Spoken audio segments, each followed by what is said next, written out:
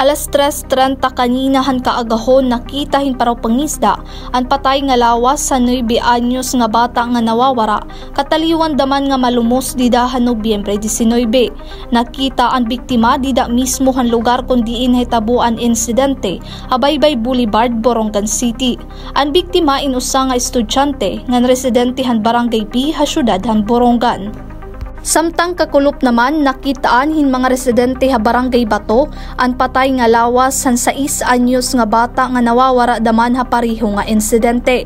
Sumala pa impormasyon na ini nga duha nga kabataan inamamarigo han nasabi nga baybayon nga nadarahan makuso nga balod nga sulog han tubig didahan may sabangan nga partihan baybayon.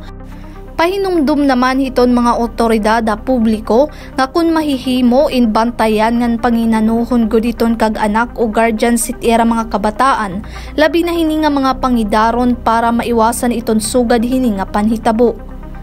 Tika nga syudad han Borongan na Mailing Katubay, Eastern Samar News Service.